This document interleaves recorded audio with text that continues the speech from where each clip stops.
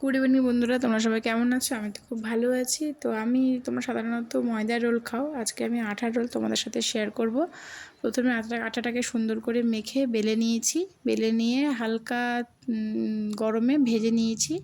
ভেজে নিয়ে তারপরে ডিমটা একটা আলাদা বাটি করে ফেটে নিয়ে ওতে রোলটা মানে রুটিটা আমি দিয়ে দিয়েছি। অবশ্যই চাকি আটা হলে বেশি সুন্দর ভালো হবে।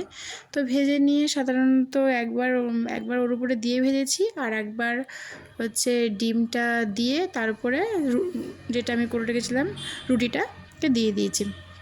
তো যাই হোক, তারপরে যথারীতি এপিট ওপিট করে হালকা তেল দিয়ে আমি ভালো করে সুন্দর করে ওটাকে ভেজে নিয়েছি।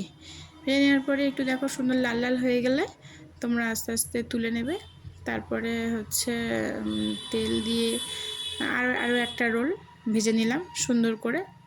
ডিমটাও বেশ ওতে একটু কাঁচা লঙ্কা পেঁয়াজ টেয়াজ দিয়ে সুন্দর করে ভেজে নিয়েছি। রুটিটা দিয়ে দিয়েছি। দিয়ে ওটা হয়ে গেছে। দেখো তোমার কালারটা দেখলে বুঝতে পারবে সুন্দর হয়েছে। তারপরে এবার স্যালাড হিসেবে আমি রোলের মধ্যে পেঁয়াজ, কাঁচা লঙ্কা, শসা, ক্যাপসিকাম, গাজর, ধনেপাতা আর টমেটো সস তো অবশ্যই দিতে হবে, আর তার সাথে একটু লেবুর রস দিয়েছি। লেবুর রস দিয়ে ওটাকে সস তোমরা যেমন পরিমাণ পারবে দেবে, আর লেবুর রস সুন্দর করে দিয়ে ওটাকে মুড়ে সার্ভ করেছি। তো দেখো কেমন হয়েছে চেহারাটা, তোমরা জানিও। ট্রাই করে আর ভালো বুঝতে পারবে। তার সঙ্গে রসগোল্লা বানিয়েছি।